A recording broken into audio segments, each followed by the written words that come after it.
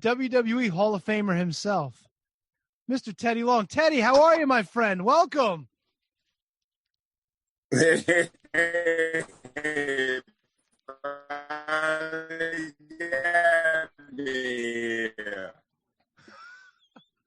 Teddy, how are you? Looking good, my man. Can you hear Looking me? good. Yeah, Yes. we got you. Can you hear us? I'm good, man. Yeah, I can hear you, man. Sounds good. Sounds good. How are you tonight? How's everything been? Hey, man, I'm very good, man. How about you guys, man? Y'all surviving this COVID? Yeah, you ain't kidding, man. It's been a trip, but we're surviving. We're doing our best. Right. I want to ask you. We'll get right into it. I see your shirt there. Can you tell everybody out there who's unfamiliar with the SWE is all about? Well, SWE Fury, it's a wrestling company that ran out of Dallas, Texas. It's ran by Tom Lance and James Beard. A lot of people remember James Beard from back in the Fritz Von Erich days. He was a guy that worked for Fritz for a real long time. Tom Lance, he was also a part of that organization too. So these guys got their own company together, and I had the opportunity to see some of their stuff, and it looked real good, man. And I just, and then I saw that Rodney Mack and Jazz, two people that I had the, opportunity to manage, I saw that they were working for these guys. So I called Jazz and talked to them and, to see about it, and they, really put them over, said they were great professional people. And I said, well, let me give these guys a call. So I gave them a call and talked to them and said, and let them know, hey, man, if you guys need any help out there, I'd be happy to come out, and so they was just thrilled that I called them, and so we got together and worked out something. And so I'm in there now. So I'm the general manager of SW Fury, and we're on the CW network with a lot of channels in Louisiana, Mississippi. We're on the Title Match Network, and we're also on Fight TV. So the CW is certainly really giving us a lot of TV time. So like I said, they're in Louisiana, Mississippi, and some in Texas. And so they got a lot of TV. So we're coming along pretty good, man. And we just brought in Kevin Sullivan, which Kevin is going to be, helping us doing with the TV, doing the writing and the booking. And as you know, Kevin Sullivan, he has a great mind for this business. He's a guy that I broke in the business under. And, and he, like I said, a lot of people don't give Kevin credit, but he was the one created the NWO. And so Kevin's, I got to get all of his ideas out of him before it's too late. You know what I mean?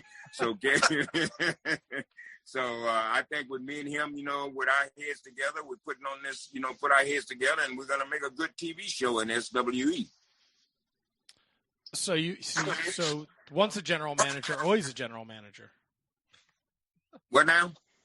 I said once a general manager, always a general manager. Well, I mean, that's what I do, player. I did that for 15 years with Vince McMahon and the WWE, so that's kind of my brand, the GM, player. Now, you also were a manager and a referee. Is the GM your favorite role? Well, my favorite role is the one that pays the most money. No, but laying all jokes aside, man, I'm just, happy to accomplish, man. Thank the good Lord. God has blessed me. And like I said, if I'd never been a guy that put up the ring or took the ring down or really got jacked as a referee, then I wouldn't be where I am today. So I always cherish being a referee. I'm not ashamed of that. And I'll put that stripe on right now if anybody wants me to do it. So, just being able to be successful and to come from what I came from, and I just want to thank God, and I want to thank all the Teddy Long players and fans out there, people that have supported me in the past and people that are still supporting me. And I got some more new information for you guys. You might not be able to believe this, but we're going to talk about this a little later. I'm involved in some other stuff. So things are. Did we lose Teddy? I hope we didn't lose Teddy. The connection. I'm here. I hear you guys. Okay. Awesome. I think we lost you a little bit that you said you had something to tell us. Well, I had some new things that I'm involved in, and this is going to shock you because, who would think Teddy Long would be hooked up with the rappers? So I'm involved now with Little Flip. He's a rapper. I'm pretty sure you know. DJ Hard Hitter, DJ Tony Snow, and right now they're putting together a big podcast for me, and the podcast is going to be called "Hold On a Minute, Player."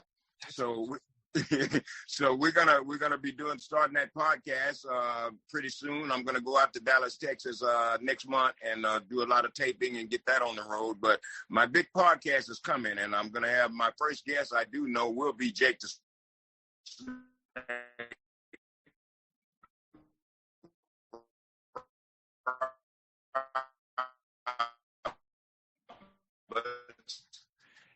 but we're gonna have a lot of wrestlers on.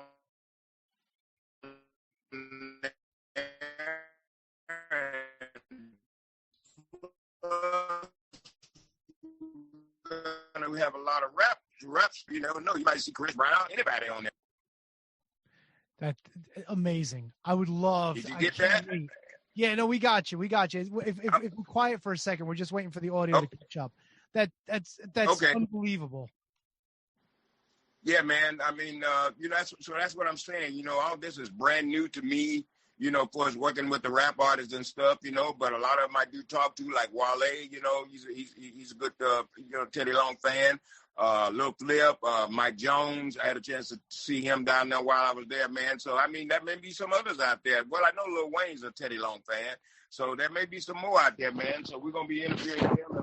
We're going to be interviewing a lot of wrestlers, and we're going to be interviewing a lot of the SWE talent. We got the Boogeyman. He's in there now doing a lot of stuff with him. And we got Tim Storm. He's the SWE heavyweight champion.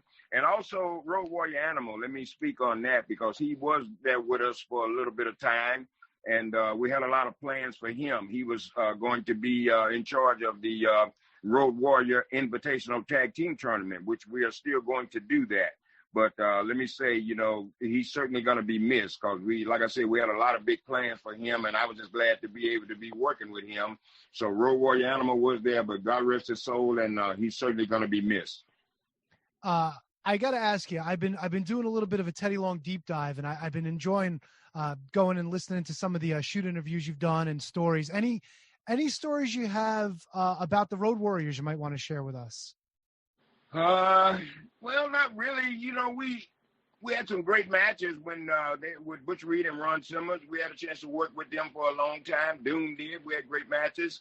Also, we had a chance to work with them when I was part of the Skyscrapers, when I had Sid Vicious, Danny Spivey. Well, at one time, you guys remember Sid Vicious, I think he got injured or something, and he wasn't able to perform. And so we brought in Mean Mark Callis, which is now The Undertaker. And he came in, tagged up with Danny Spivey, and was part of the Skyscrapers. And, I tell you a good story. I know here's a good one. We had Butch Reed and Ron Simmons. I was managing them at the time, and we were in Corpus Christi, Texas.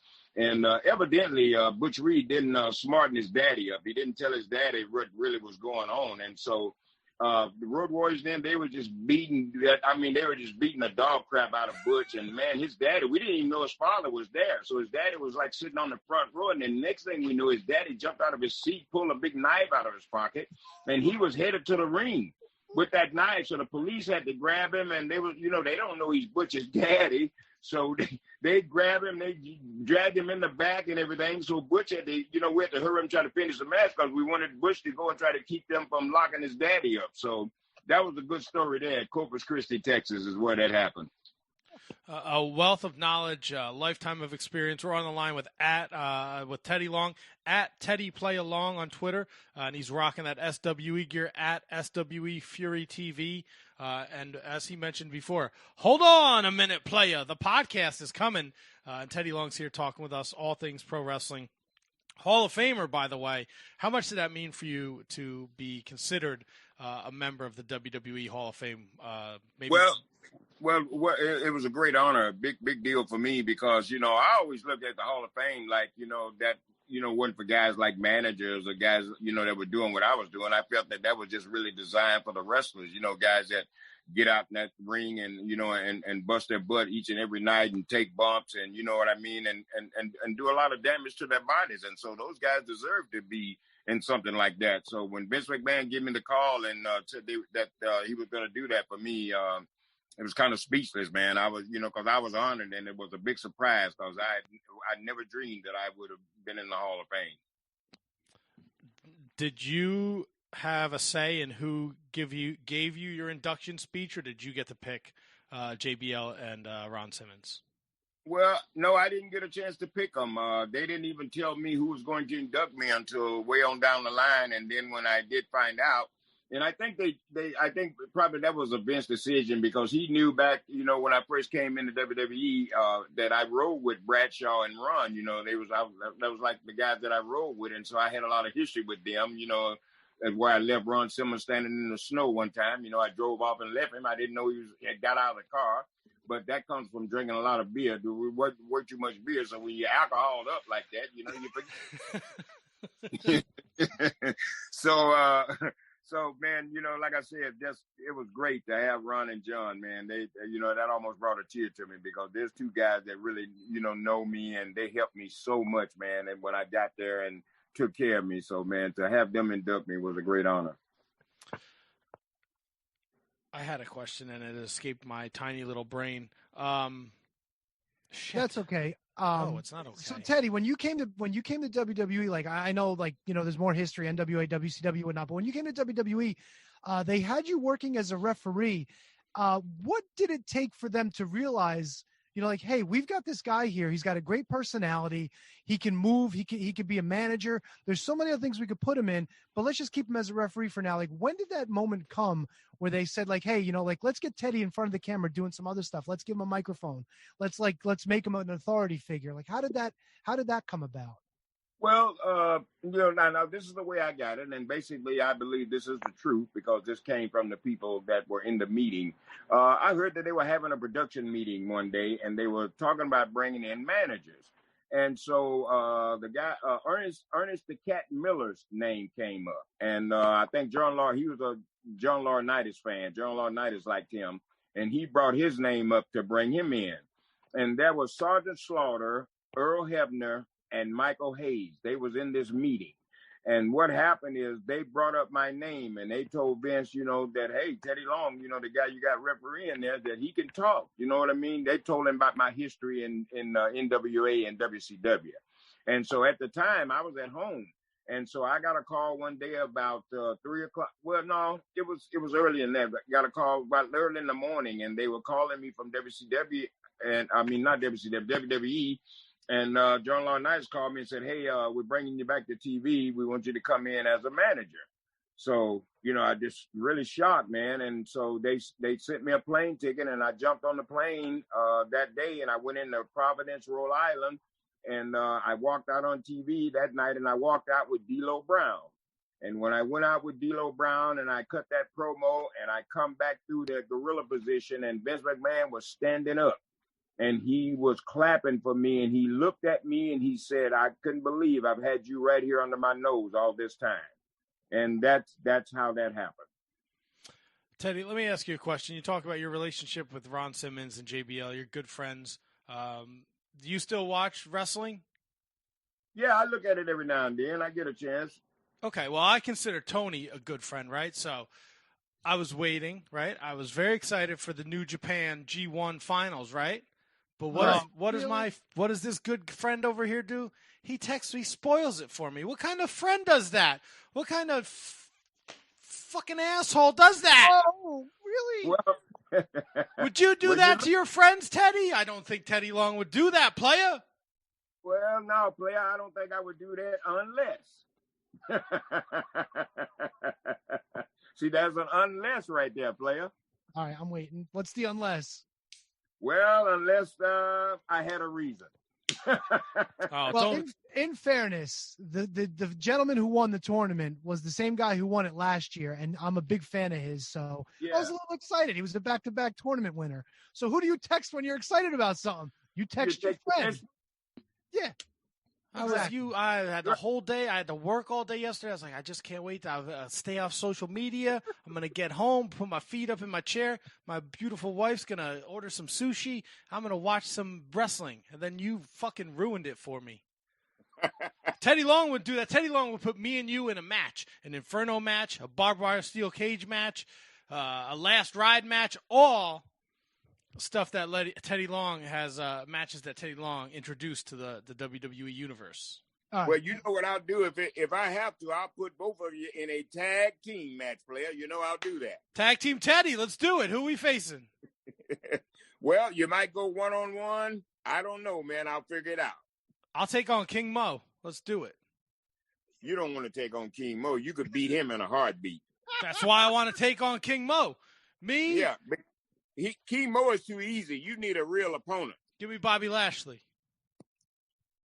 Oh, okay, that's pretty good. I don't know how you come out in the end. Oh, I do. I'll get my ass beat, but it'll be hysterical. You don't have a spatula big enough to scrape that splat off the canvas. So Teddy, we're having a little fun saying the tag team match, and of course the big one is always 1-on-1 with the Undertaker. I mean, these have transcended wrestling. They've gotten into like pop culture and meme culture. Like that's exciting. I mean, like people come up to you all the time saying like 1-on-1 with the Undertaker and stuff like that. Because I mean, that just went over the top, even for us as like younger fans, you know? Right. Well, let me tell you something about that. A lot of people thought that was just something, that I came up with, and I didn't, and it didn't happen like that. Vince McMahon, I learned his way, and that's why I was there so long, because I learned what he liked and what he didn't like. And he came and told me one day, he says, when you introduce people like The Undertaker, and he named, Triple H and other stars, he said, you need to put emphasis on that. You know what I mean? Like when I say The Undertaker, he says, make that mean something. And so that's what I did. I just went out and started putting emphasis on it. The Undertaker, you'll go 1-on-1 or a tag team match. And that's all I was doing is what he asked me to do. So when I looked around, everybody loved it. So it became like a catchphrase. So, that's just something that just happened. It's just so awesome that it took off the way it did. Matt, you had something? I'm sorry. No, it's actually our third member, Shining Wizards Kevin, has joined us, and I know he's chomping at the bit to talk to Teddy Long. So I'm sure you had tons of I don't know. I don't know what you hopper. talked about yet. So I'm kind of jumping in the pool with no swimmies here. Well, Hey, what's going on, player? How you doing, man? I'm doing very good, man. I'm telling you one thing now. You already on my bad side. You want to start being on time. Yeah. Well, I told Teddy, it's the Mr. Long.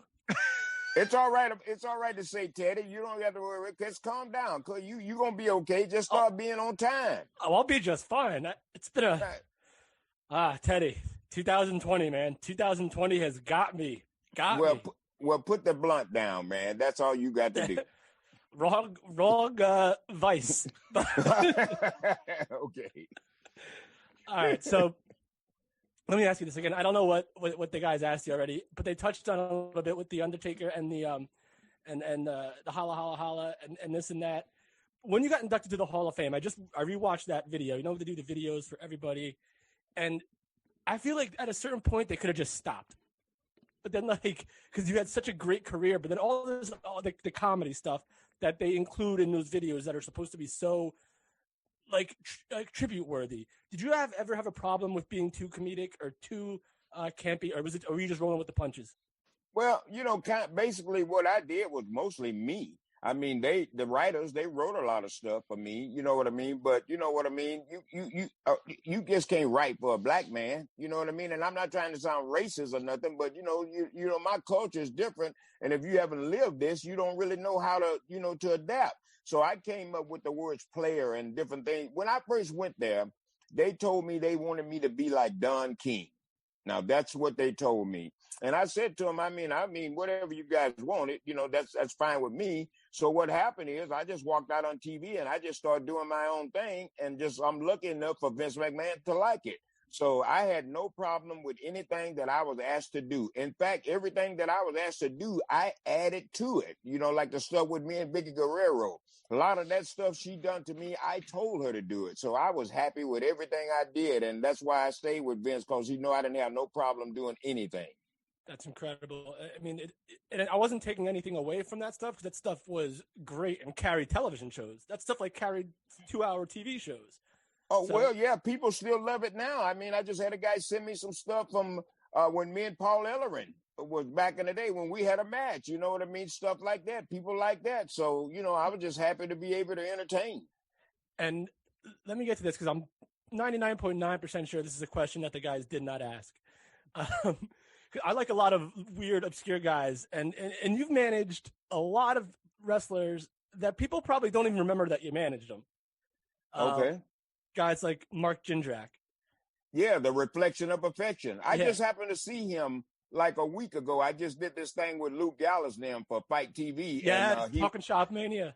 Yeah, I just finished doing that. And Jindrak was there, so it was great to see him. But even guys like Jim Powers, guys like I talked to him maybe like right before COVID. I talked to him, and me and him was going to be on a signing together in New Jersey, and the COVID is the thing that stopped it. But I talked to him because he had never been out on the road doing those signings, and he called me and he wanted to know what to do and how much money to ask for and all this stuff. So I was going to get a chance to see Jim Powers, and I want to tell your buddy over there too that Jim Powers is also a big sushi fan. Oh, I love it too, man. He introduced me to Kevin Sullivan is the one that introduced me to sushi, but Jim Powers loved it too, and so him and we ate a lot of sushi together too. So I just name a couple. You have your Joey Maggs, you have your Rodney Max, all these guys. Who was the most I want to get this word right, underappreciated, underutilized guy that you've ever managed, in your opinion? Hard work, Bobby Walker. Good call. Yeah, you remember him? Yeah, of course. I was a fan. Yeah. Hard work, Bobby Walker is the guy that they certainly. Well, Bobby, you know what I mean? I loved him, and he was a great guy, and back in the day, we had people there that just really, kind of mistreated people. And Bobby happened to be on that end where some of the personnel, office personnel, didn't like him or just didn't use him right. And so he just wasn't going to continue to put up with that. And so he finally, I did hear that he had a lawsuit against TBS back in the day. Now, I don't know how true this is, but this is what I heard, that he had a lawsuit back in the day. He got $1 million out of that lawsuit, and nobody never seen him again. That'd be the same thing. I'd be Ghost. If I got $1 million, you'd never hear from me again either. Oh, right. I'd be Casper's daddy. So wait, I missed the answer. I got technical problems. He said hard work, Bobby Walker? Hard work, Bobby Walker. Oh, so great. One of my favorite guys to watch on like Saturday night in WCW Pro. Oh yeah, man. Tremendous. Teddy, you mentioned that some people in WCW gave him a hard time, and I know that you've talked about it over the years. That like certain personalities in wrestling have given you a hard time. Did you find that as the years went on that it got easier and people became easier to get along with, or are there still problems out there? Well, there's still problems out there, you know what I mean? But they're not as big as they used to be, but there are still problems out there. And like I said, if you watch that TV, you can kind of see it. Oh, yeah. So, you know what I mean? So I'm just saying, yeah, there's still problems out there. So my thing is this, that's why I try right now, when I get out here and do stuff, I try to work with people that are real professional and people that ain't got that racist problem and, people that want to make money. You know what I mean? They don't care what color I am. They just want to make money. And that's what Vince McMahon did. He didn't care what color I was. He wanted to make money. He saw that there was money in me. So, but there were people, there also too that, they didn't care about that, just with the color of my skin, they just wasn't having it. So, I don't worry about all that no more. That's all behind me. God has blessed me to make it, So these people that said I had no talent, a lot of them, they're sitting back watching me now. You mentioned working SWE with Jazz. And Jazz recently just announced her retirement from professional wrestling. For those not familiar, how important was Jazz to the women's wrestling movement? Because I think she's one of the unsung heroes. I don't think she gets the credit that she deserves. Well, yeah, Jazz was really important to that because Jazz was a great worker. Jazz was a great wrestler in the ring. So not only, was Jazz able to come out and do good things with her character, she was able to go back in that locker room and to help a lot of the other girls out that were kind of green and just coming on the scene. She was always there to help them with their matches. She was always there to give great advice. And if you went out there and did something, Jazz would stand at that curtain and she'd wait on those girls to come back and she'd pull them off to the side and tell them, don't you ever do that, or this is how you should have did that, or what needs to be done. So she was great. And also, by she's retiring, what we're going to do for an SWE is in San Antonio, our next TV taping in November 7th, we're going to put Jazz in the SWE Hall of Fame. Beautiful. That's awesome. Well deserved. Teddy, you've done it all. You've done the NWA, WCW, WWE, Reality of Wrestling, SWE. Do you consider yourself a wrestling historian? No, not really. Like you say, I've done it all, so I just try to keep all the good memories and some of the bad memories, because I look back at some of the bad and see how it changed into good. So I wouldn't say I'm an historian. I'm just a connoisseur. Okay, a connoisseur then. I just got to get this out, Teddy. Okay, you were the ECW general manager, but let's all be honest, it wasn't ECW, was it? No. Well, suck it, Kevin and Tony. After Vince bought that, after Vince bought ECW, then he was just determined to show me he was going to run it like he wanted to run it. And so, that was another spot for me. He come to me one day, I never forget it. He come to me and he pulled me off to the side and he says, I'm going to have you go out there and be general manager of ECW. You got that? You can do that? I said, yeah, whatever you want. And so that was it. And he put me there. So he wouldn't have put me there if he didn't think that I could have helped ECW, because that's the way this business is. This man don't put you on TV just because he like you. He puts you on TV because you can help him, but it's also good that he does like you, because that kind of helps you out too. Well, and because you're extreme. Well,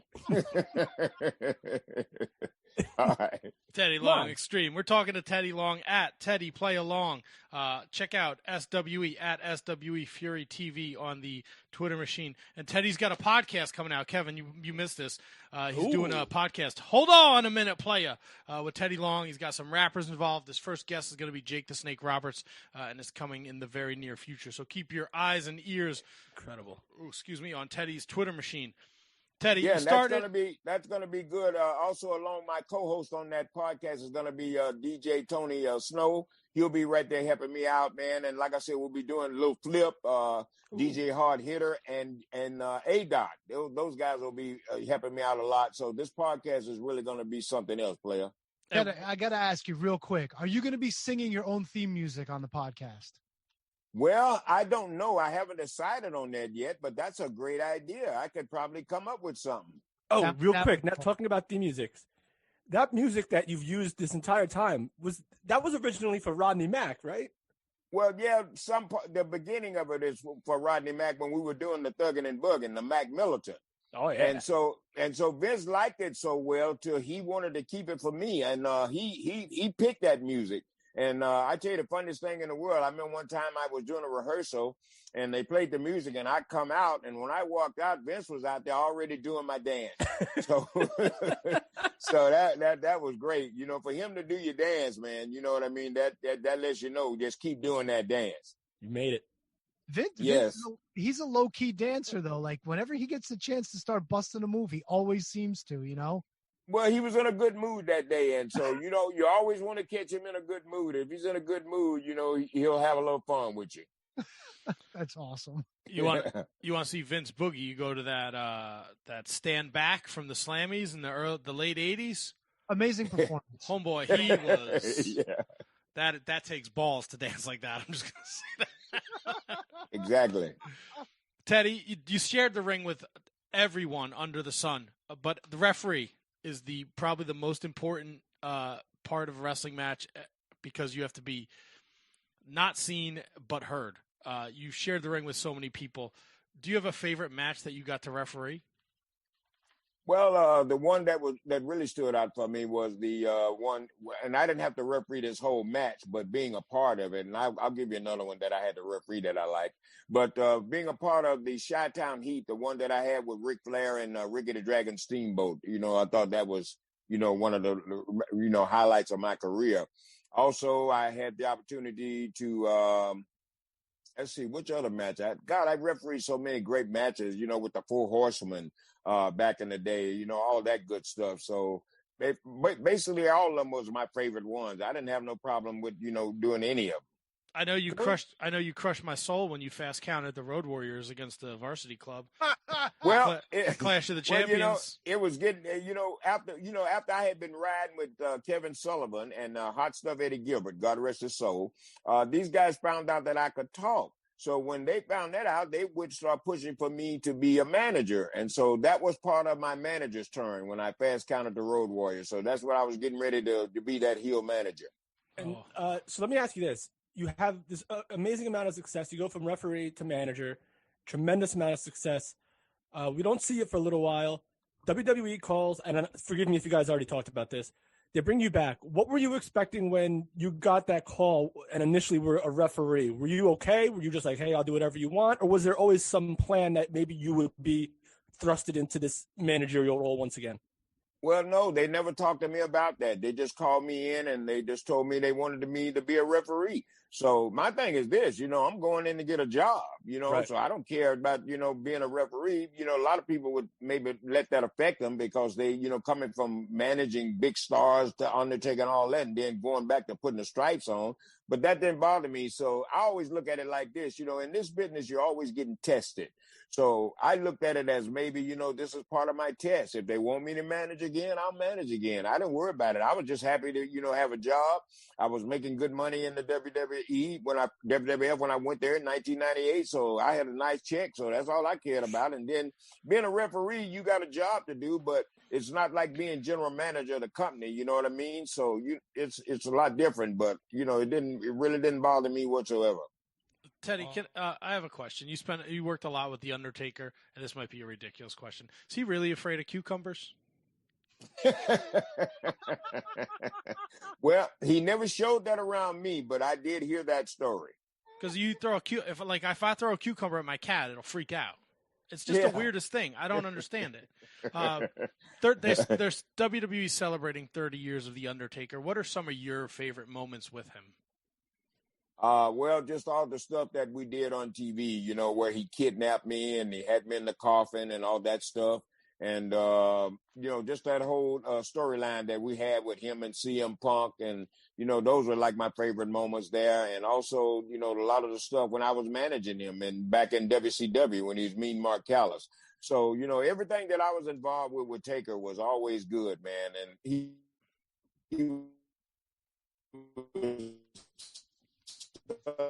was a nice guy to work with.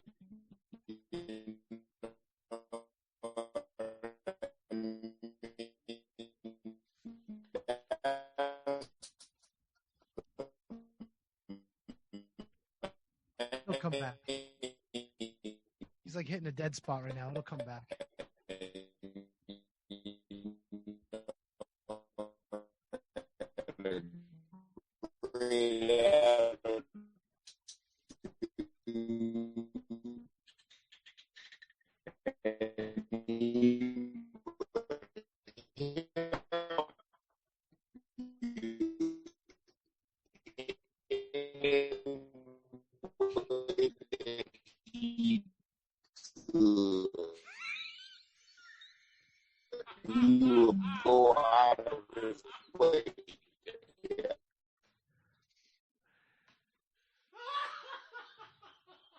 Teddy, can you hear us? We kind of glitched you out a little bit. You're in a little bit of slow motion. Can you hear me? All right, we can't hear Teddy. We're gonna give it a second. It should come back. It was like this at the beginning of the call. It's probably just a dead spot. It'll come back. Are you guys back? Yeah, we hear you. We hear you. You're just a little bit delayed. We're trying to like see if it clears up. That's all. Yeah, I can hear you. Okay. Yeah, I see you now. Okay, you should be popping up. Yeah, your image is frozen right now. It should come up. I can hear you. I can hear you now. Yeah, we got you. It's just a little bit delayed. I'm trying to see if I can help out from this end. All right, what about now? Can you hear me now? Yes, that's much better. Your video hasn't caught up, but we could definitely hear you much better. It's good that you came on the podcast. Okay. You go work out the kinks before you start your podcast. That's a good point. Thank you. Once in a while, I have a good point. I don't ruin spoilers for my friends. Well, listen, we've been doing this long enough. Any kind of advice we could pass along to the great Teddy Long, for his show. Yeah, but the Zoom is all new to us too. We just started with the Zoom. We got him. I heard him again. Can you hear us, Teddy? Yeah. Okay. Well, the real reason, I wanted to come, one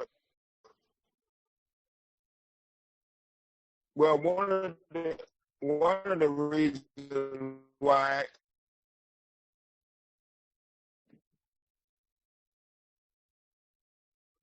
we were doing so good. Oh. Well, let me say this too. I wanted to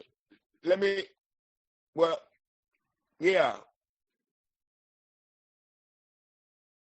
Let me try stopping his video. Oh, here we go. All right, he's moving again. I think we're good. It's getting better. Technology. 2020 is raining fire down on all of us. Oh.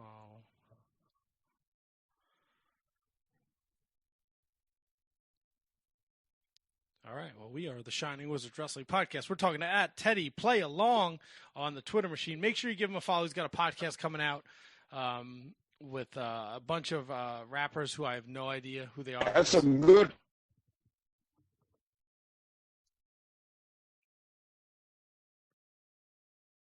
And scene. Oh, we lost Teddy Long. He hung up on us. But he's got a new podcast coming out with a bunch of rappers. He's coming back in. I see him. His name popped up on my screen. Yes, he's coming back. There he is. Teddy, can you hear us? I think his microphone's oh no, he should be okay. Teddy. Oh, he still looks good. He looks great. He looks like $1 million. This is all fantastic. It's all new to us. We're still trying to figure out this Zoom stuff. Trust me. Yo, I didn't hear you. Yeah, he's back. He didn't go anywhere. We're waiting for you. That's fine. We'll wait all night if we have to. We love talking to Teddy Long.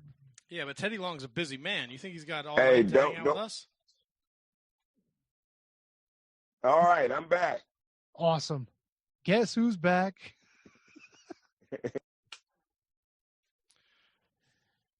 So, Teddy, what can people expect from this new podcast with you and your friends? DJ Tony.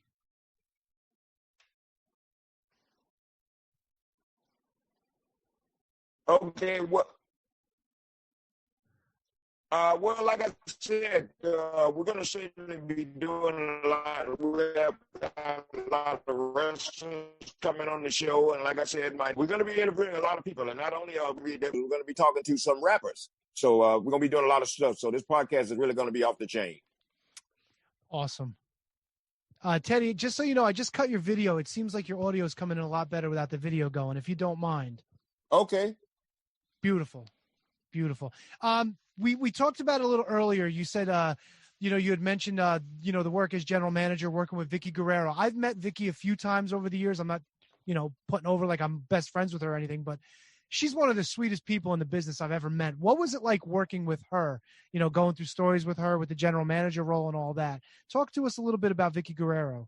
Well, Vicki Guerrero, what a sweetheart, man. Just enjoyed working with her, and she was just so easy to get along with. And, we would go over a lot of stuff, you know what I mean? And, I would tell her, I said, well, Vic, I tell you what, why don't we do this? Why don't you do this to me? And then, we can make it better. So, she was just great to work with. And like you say, she's a sweetheart person, man. You would not believe that character on TV if you actually met her in person. So Vicki Guerrero was a great person, great to work with. And she's out in Texas, and you never know, she might show up in SWE. That'd be awesome. If we're watching the SWE, Teddy, who's the person to watch for? Who's the young upstart that everyone should have their eyes on? Well, they should have their eyes on Well, he's not so much as the young guy, but Tim Storm. He's the former NWA World Heavyweight Champion, and right now he's the SWE champion. So here's the guy that you need to keep your eyes on. We got a lot of divas coming in. Thunder Rosa, she's going to be part of our show. And as you know, Thunder Rosa owns her own wrestling company, and so we're going to be taking and using a lot of girls that are affiliated with her company. So we're going to have a lot of divas in there and a lot of people to watch for us. So we just, kind of, restarting and getting things off the ground. So we got to try to build some of our stars. There are a lot of people that have been there that just haven't been used right. So we're going to use them right, and we're going to build some stars, and SWE will be the next big thing.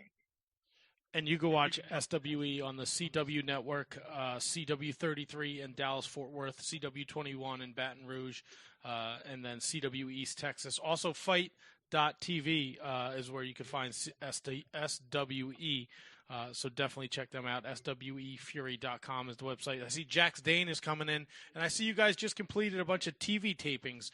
How'd you guys do that with the COVID situation? Did you allow fans in the building? Well, we did allow fans, but we went by the rules. People had on masks, and we did the social distance. So we kind of went by the rules and did the right thing, and so kept people apart. The 6 feet and with the mask on. And like I said, if you didn't have a mask, then we had masks right there to sell you that you could put on. So like I said, we just went by the rules and did what we have to do, and so far, we've been safe. You said you're selling masks. Please tell me there's a Teddy Long mask that we can pick up somewhere. Well, yeah. Let's see. We sell an SWE Fury mask, that we have. But if you're interested in them, I'll show you right here. Let's see. How about that? PLAYA! Oh, I love it. I got that. And also, let's see here. We may have Here's one for you here, the PLAYA. Oh man, it's so awesome. I love them. Where can we pick those up? Well, you can pick them up from me. Just get in touch with me right here. Go to my Twitter account and get in touch with me and give me some address or something, and we'll get them to you. That's awesome. That is awesome. You see, that's all it takes. You just ask it, and it's already in production. I love it. That's right. I love it. At Teddy Play Along on the Twitter machine if you want to get some of those fancy-looking masks. Teddy, what have you been doing with yourself during the quarantine? You look. I don't know if you heard us before when we were having the audio problems. You look like $1 million. I mean, I could use whatever you got going on because I look like a sack of shit. So. Well, I'm a gym rat, man. I stay in the gym. I take care of myself. You know what I mean, and just try to eat right and do the right thing. Is there any way for me to not do any of that and look as good as you? No, if you don't do any of this, you ain't gonna make it.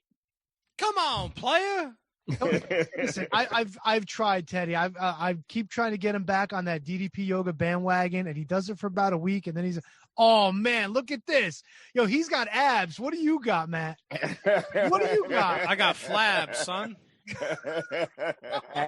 Abs and flabs. You want me to take my shirt? You want me to take my shirt off on this show again? No, don't do that. No, don't do that. Man. My goodness. We've got PLAYA masks and we've got PLAYA's abs. I love it. Teddy, do you enjoy? Every now and then, Teddy, you'll pop up on these I guess these Raw reunions, for lack of a better word, or stuff like that, where you get to see, I guess, a lot of people that you haven't seen before. Did you enjoy doing those shows when you were asked to come back? Oh yeah, of course I did, man. It was great, man. And like you said, I got a chance to see a lot of people, that I hadn't seen in a while. And, just seeing that, making sure that they, great to see them real healthy and still alive. Yeah. I mean, that it sounds terrible to laugh at that, but it's a case of where we are. In wrestling, it's just, have you watched any of the Dark Side of the Ring stuff? Yeah, I watched one with, let's see, I think it was the Von Erichs. I looked at that one. Looked at Don Morocco. That was another one I watched too. The Chris Benoit. I had a chance to watch that one, And what was the promoter? I can't think of his name. You know that the UWF. Yeah, Herb Abrams. Yeah. Herb Abrams. Yeah. So I had the chance to watch that one. So all dark side of the ring things I like, you know. So whenever I get a chance to catch them, I like to look at them because they tell the truth. Go ahead. Was WCW when you were there as dysfunctional as it was when it ended, or was WCW pretty stable at that point while you were there? Well, it was pretty stable while I was there, you know what I mean? Because, you know, like I said, I wasn't involved in none of the big major stuff. So, you know, I didn't have to worry about that. I just did what I did and just kept on rolling. But like I said, in some parts of it got real dysfunctional, you know what I mean? But, you know, me, I'm no big star, none of that. So I just try to stay away from that and just, you know, just sit and watch it. No big star. You're in the WWE Hall of Fame. In our eyes, the people that listen to this podcast, you're definitely a star. You entertained us for countless years. Lots of years. And there's, you know, we can't even begin to thank you. We could buy some face masks. But what I meant, you know, back, you know, when I was in WCW and stuff, you know, I just didn't consider myself as a big star. So, you know, I just, you know, kind of stayed away from all, you know, the big wigs and stuff and just kind of did my own thing. And you learn in this business is just stay out of the way. Stay out of the line of fire, keep your mouth shut and keep your ears open. There you go. Well, we'll definitely be keeping our ears open when your podcast starts. Hold on a minute, PLAYA. When you guys launch this, where can people find it?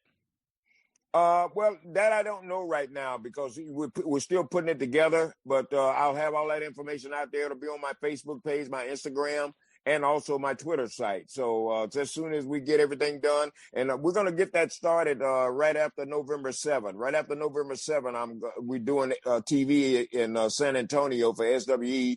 And then after that, we're going to go right into start filming the stuff for the podcast. So I will have that information out for you. I know around December, we'll be ready to get it launched and ready to go. Well, you have to look forward to Thanksgiving, Christmas, and the Teddy Long podcast in the month of December. Teddy, it's been an absolute pleasure. Gentlemen, anything else before we let Mr. Long go? He spent so much time with us. He's been absolutely amazing. We cannot thank you enough for spending some time with the Shining Wizards. I just want to say this, too, man. I cannot thank you guys enough, too. And like I said, I don't do a lot of podcasts because I had a problem with one guy that he's put out stuff, I said stuff that I didn't say. So that kind of pissed me off. And so I was going to quit doing them. But to come and be with you guys, and I know how professional you are, and I know I can trust you, and I love y'all to death, man. And so anytime y'all need me, man, you know, just let me know. Then thank you again for having me on. Thank you so very much. It's so awesome. And I'm telling you right now, sir, as soon as that podcast drops, it's going right to the top of my list because I want nothing more than to hear Teddy Long stories every day. And I was just about to say, I would love to have you back on because I got here late and there's so much I could talk to you about. But hey, listen, now we'll just have to listen to Hold On There, PLAYA. So there you go. Well, you know what? You know me. I'm easy. And especially for you guys, I'll be willing to do this. By you being late and not showing up on time, I'm going to give you the opportunity to talk to a player again. So we'll set up something so I can come back and talk on the Shining Wizards, and then maybe you will show up for work on time. Let's hope so. I can't even argue. I'm sorry, boss. I'm sorry, Mr. At okay. Teddy PLAYA Long on the Twitter machine. Please follow him at SWE Fury TV. Check your local CW listings. And, of course, Fight.tv. They're doing great things down there. Teddy, it has been an absolute pleasure. Please enjoy the rest of your night, and we will talk to you soon, sir. Thank you, Teddy. Thanks for joining us, man. All right. Thank you guys so very much. And if I don't get a chance to talk to you again, happy Thanksgiving. Same to you, sir. Thank you so much. Happy holidays. We will definitely talk, Teddy. We're going to be annoying as shit, so get ready for that. That's all right. I'm ready for it. Next time, Kevin shows up on time, and I just start the show without a shirt on. No, don't do that. Teddy, be good. Thank you. Have a great night, Teddy. Thanks again. All right, take care, guys.